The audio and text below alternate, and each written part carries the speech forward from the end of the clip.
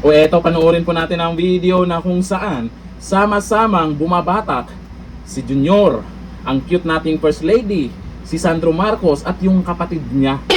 Oo, tama kayo sa narinig nyo. Sama-sama silang bumatak.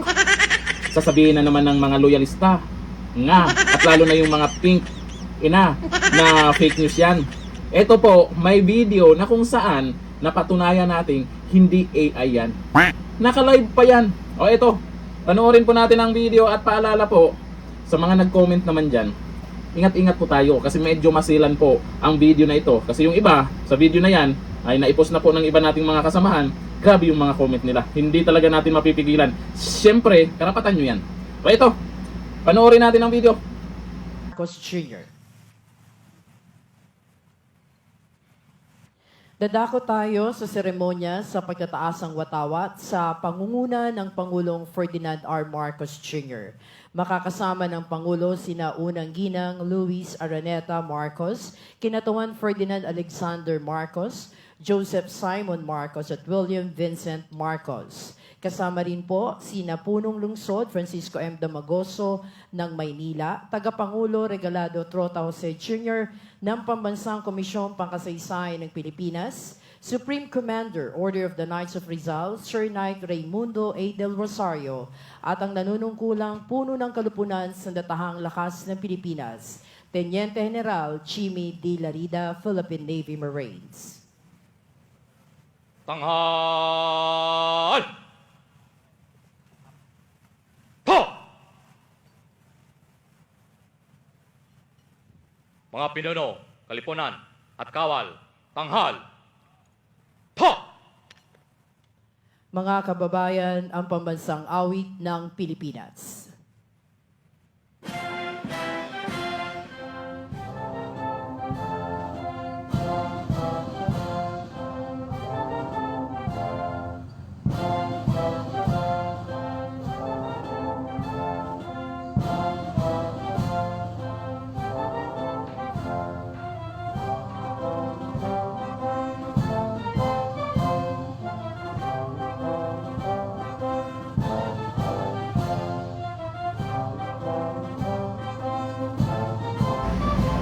O di ba? Sama-samang bumatak. Ang Rizal Day po ngayon, kaya nandyan sila. O, bumatak po. Yung lubid ba? Nagtulong-tulong sila. Sama-sama sila. O, binalita din po yan ha. O, ayun. O, tingnan nyo po sa caption po. O, sama-samang bumatak. Pinangunahan ni Pangulong Ferdinand Marcos Jr. kasama ang First Family ang flag raising ceremony sa Rizal Park kung saan binatak sa half-mast ang watawat ng Pilipinas bilang pakikiisa sa pambansang pagluluksa sa paggunita ng ika-129 anniversary ng ni Jose Rizal. Ipinapakita ng seremonya ang paggalang ng pamahalaan sa alaala ng pambansang bayani at ang patuloy na pagpapaalala sa kanyang sakripisyo at diwa ng nasyonalismo, mga aral na nanatiling mahalaga sa kasalukuyang panahon. O ayan po, may video naman. At least kahit papano, nandyan po yung First Family, nakikitaan po natin, bumabatak po sila dyan ng yung lubid. O para lubid yan ng yung flag. Kasi malaki flag po dyan. Kaya kailangan tulong-tulong. Diba? Magaling naman sila bumatak eh. Ano? Ayun naman.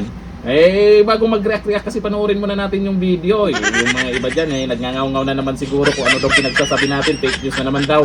Paano magiging fake news yan? Ay totoo naman na kung ano yung ginawa nila andyan sa video, di ba? Diba? O tingnan nyo yung mga nag-comment ha. Pero yung ibang mga nag-comment na medyo maselan talaga, hindi na natin binasa. O ayon po dito kay Roslyn Galiesa. Ako nagbabasa ng comments. Wala man lang magandang comments kay BBM. Ayun, kay Roslyn. O, yun nga din nababasa ko dyan. Binabasa ko po yung mga nagko-comment. Mukhang iba yung comment nyo. O, ayun kay Alib Aliva. The caption is very realistic. Batak yun. O, ano bang ginagawa nila, di ba? Totoo naman kung baga, ano bang ibang term ng yung batak. O, hinila. Batak or hinila. Parang ganun ata yun. O. Sabi Yunika, ang salitang ginamit ay angkop sa kanila. Okay, sabi ni Yunika yan ha. Sabi ni Eduardo, sabi ni Eduardo, sige, batak pa more. At least kahit pa paano, nakikita naman po natin, ang ginawa po nila ay bilang respeto. dito sa Rizal Day. Alam po natin, may mga bayani din po tayo sa panahon ngayon kontra sa mga buwaya. May mga buwaya na gaganyan pa. Mabuti na lang, mayroon tayong mga nag-iingay dyan na kung saan ay maituturing din natin silang bayani. Ikaw, sino sa tingin mo ang bayani ngayon kontra sa korupsyon? Comment tayo dyan. Batak pa more. Hanggang dito lang. Thank you. Bye-bye.